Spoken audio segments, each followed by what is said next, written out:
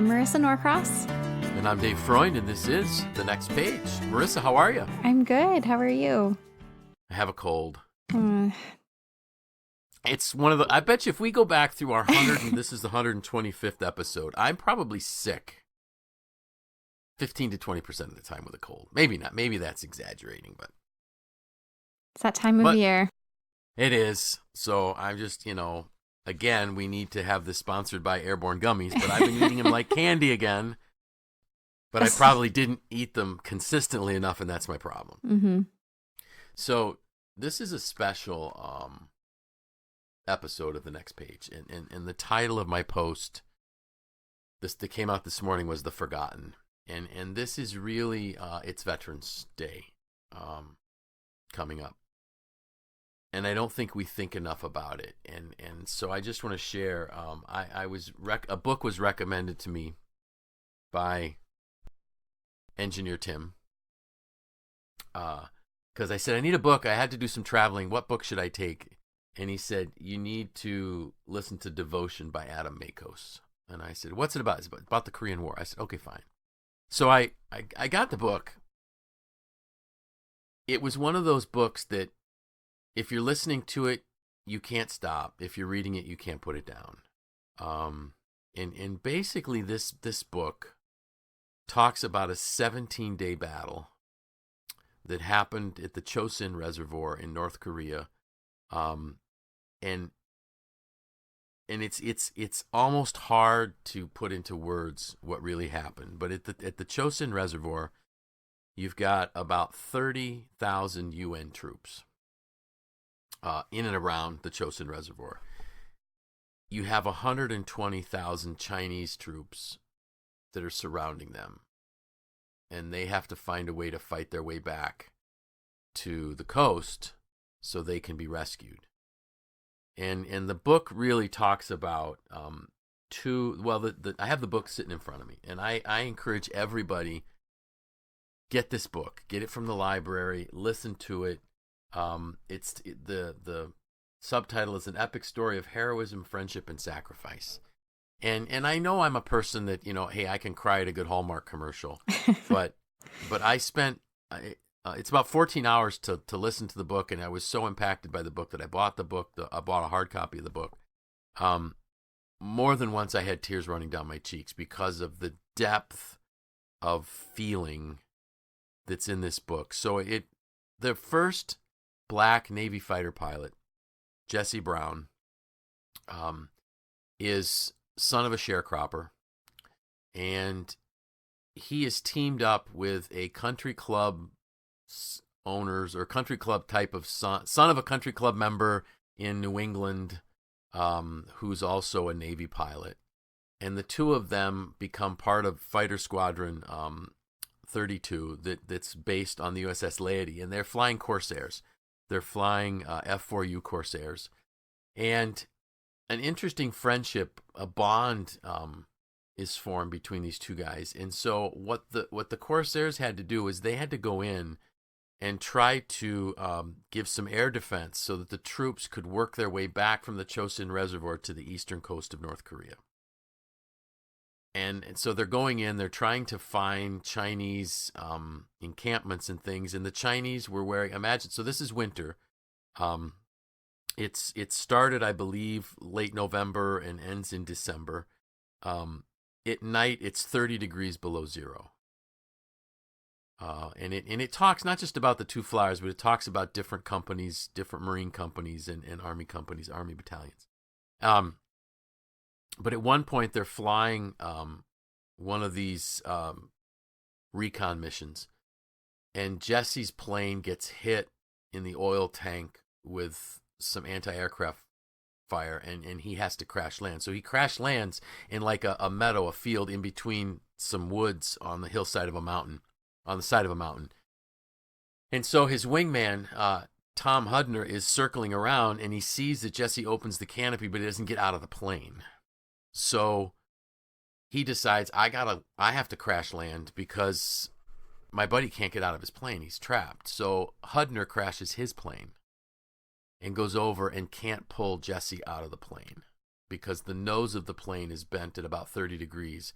So they radioed to a helicopter that was coming to pick him up. That, by the way, is a 40-minute flight in enemy territory. And the helicopters doesn't have much defense against enemy fire. To go back, get a hatchet, and come back. So we can literally chop the plane apart to get Jesse Brown out. Well, they couldn't get him out. He's still pinned. And at one point, Tom Hudner is told by the helicopter pilot, who I think was Charlie Ward, Tom, you need to come, because if you stay with Jesse tonight, you'll freeze to death. We need, we can come back with some other devices, torches and things, but you have to come. So reluctantly, he turns to his buddy Jesse and says, Jesse, I'll be back. But we don't have enough tools. And he gets in the helicopter and he leaves. And I can't fathom the agony in this guy's mind and heart when he's, having to leave his buddy in the plane, knowing full well that they're not going to be able to make it back that night. And so the whole book talks about this battle. It talks about how many people were died and those type of things. It talks about the way the staff, the crew on the USS Laity reacted to it. Hudner ends up getting the highest honor that could ever be awarded to any human being, the Medal of Honor. And he can't understand why he's getting it. Through all of the accounts, the news accounts, and this is absolutely a true story. It is not a make-believe story. It's not a novel, a thriller. It happened. And through the whole thing, he's trying to tell people, I'm not a hero. I didn't do anything special. But in reality, what hit me about this is, we're talking about Veterans Day. In just that battle, 4,300 Marines died, 3,100 U.S. Army died, 2,800 South Koreans attached to the U.S. forces died, and 78 British Royal Marines died in just the Battle of the Chosin Reservoir. And every one of those casualties had a family. And in the book, it talks about Jesse Brown's widow, Daisy, and their daughter, I think, Pam. And what's it like when that telegram comes? Because the author, Adam Makos, interviewed tons and tons of people to get this out, and looked at all of the news reports, and the book has photographs of this, of the troops, and actually one of the photographs is it's inside the aircraft carrier when the crew is told that Jesse's plane is down. And there's so much emotion in this, and it's forgotten. We don't remember. You even said before we started recording, you don't remember the Korean War. You don't know much about it. Mm-mm. We think of MASH. That's the Korean War. Yep.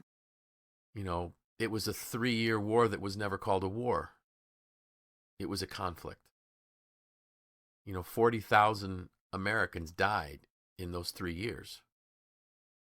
But do we understand why they did it, and really why they did it? Some say, the author says in the book, that this was really the fear was that this was World War III, because following World War II, you had Stalin and you had, and I forgot the Chinese leader, I should have looked it up, for communist China, that formed an alliance, and it basically, the war would have been, or was, communism versus democracy. And that was the battle that was fought. And the democracy, we say it today, so we take the battle to the terrorists so that they don't fight on our soil. It's the same thing. These 40,000 Americans died so that we can have the freedoms that we have. But I think we take it for granted too often. And I think you mentioned that probably your grandfathers would have been Korean War Mm-hmm. vintage people. And that's probably right, because my dad was. Now, my dad was not able to serve in the Korean War for medical reasons, but I had, I had an uncle who never left the States, but that was the time when he would have been drafted. And I don't think we can imagine, your husband getting a letter and saying you're being drafted into the Army. And he has to leave. Yeah, I can't imagine. Right. Yeah. None of us can. I mean, I got to taste a little bit of that. So I would have been, I'm younger than Vietnam. My brother was toward the tail end of the Vietnam War.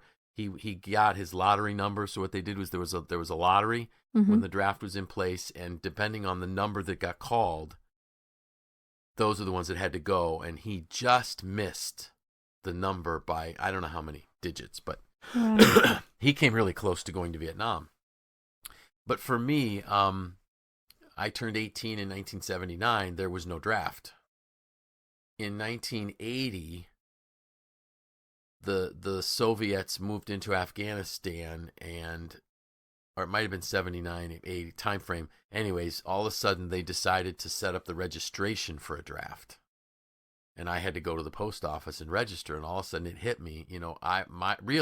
My generation, or my part of my generation, would have been the first generation to not have to worry about that. And all of a sudden it came up that you might, I really thought I was going to Afghanistan to fight. But people got these letters. And families got telegrams. And in the book it talks about Jesse's wife, Daisy, reading the telegram from the Navy saying that, we regret to inform you that your husband, Ensign Jesse L. Brown, was killed in action. Can't fathom that. How his mother died of literally a broken heart. She had a coronary 3 months after the news. His father fell into a deep depression. So we had these people doing all of these things for us, and we forget it. We view Veterans Day as another day for a sale, perhaps a day off from school or work. The banks are closed, and that annoys us when we're realizing people suffered and paid the ultimate sacrifice for people that they would never know.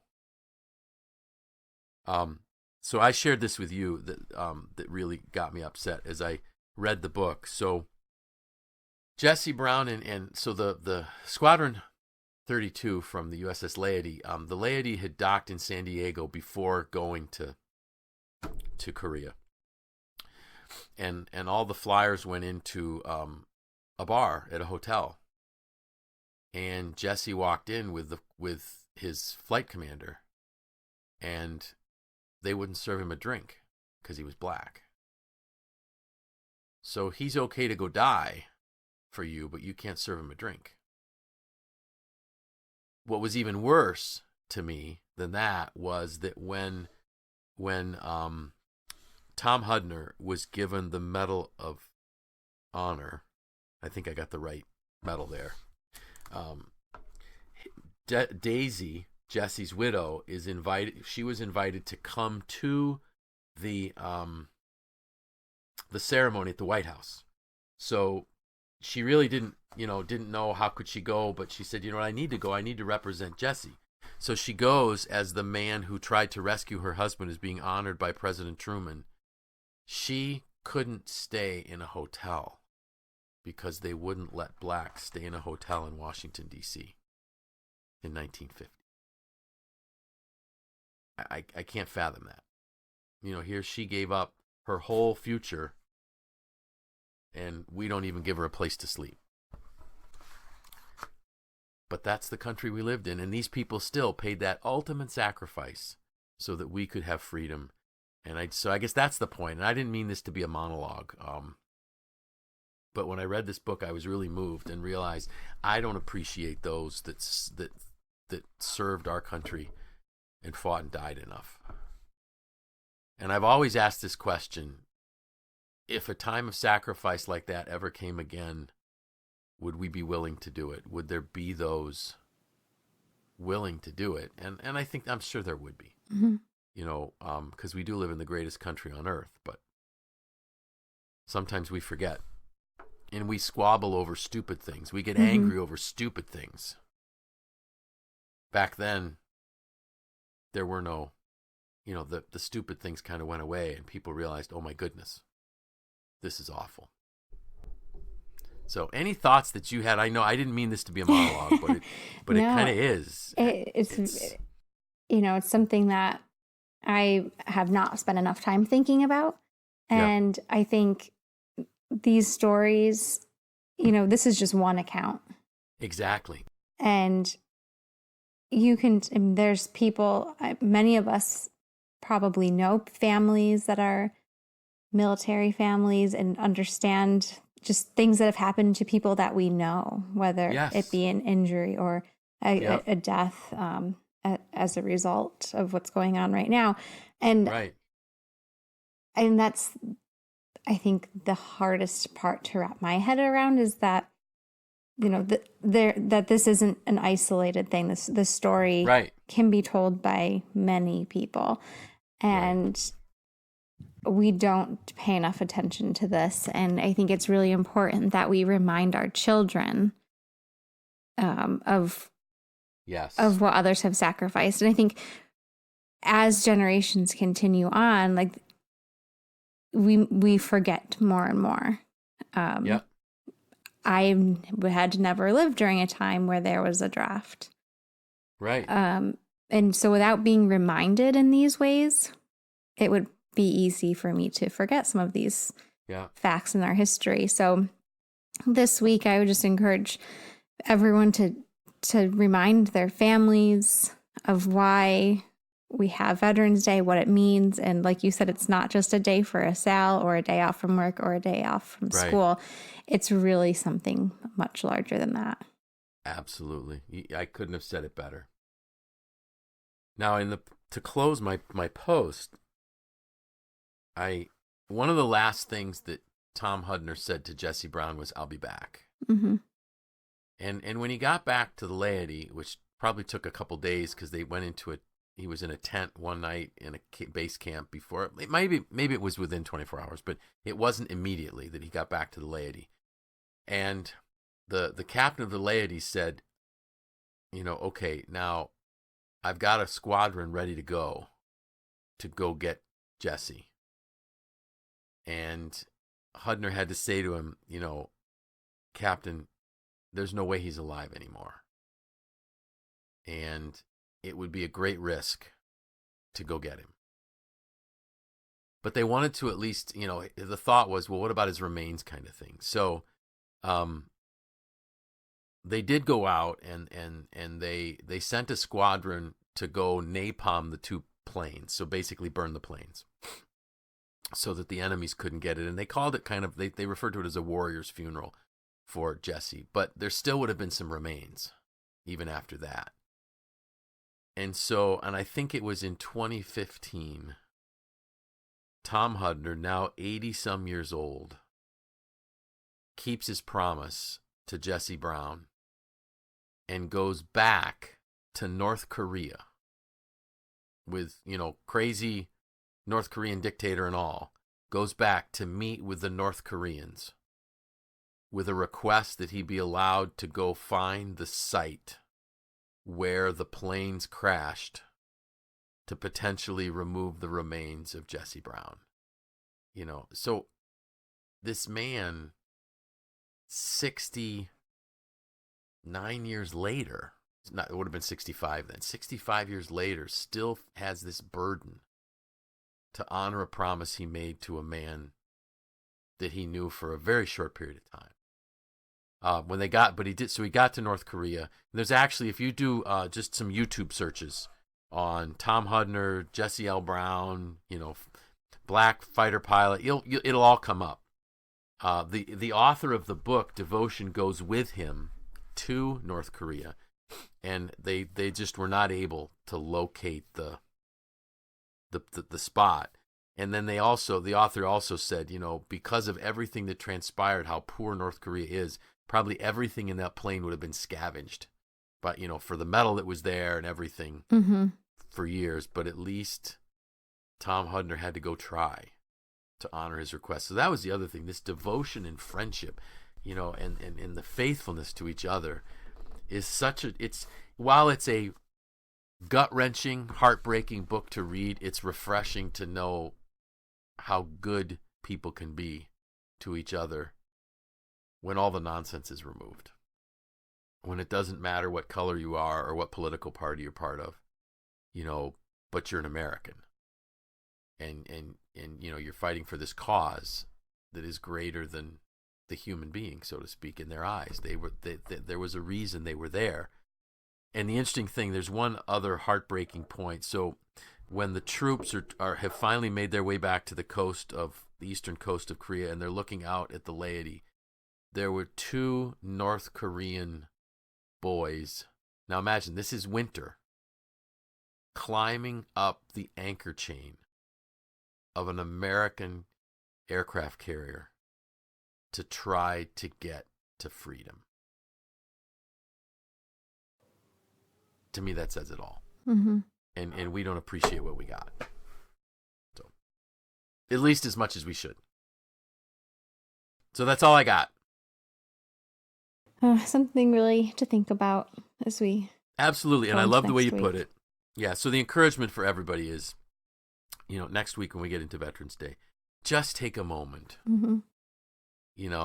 If you're a person of faith, say a prayer of thanks and pray for those that lost loved ones and are still losing loved ones.